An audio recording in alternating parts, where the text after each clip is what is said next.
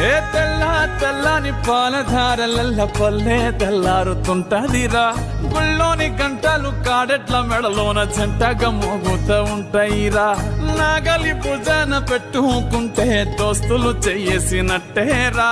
కొట్టు గోదా పక్కన ఉంటే కొండంత బలగం ఉన్నట్టురా. చల్లగాలి మోసుకొచ్చెరా సేను శిలకల ముచ్చట్లు.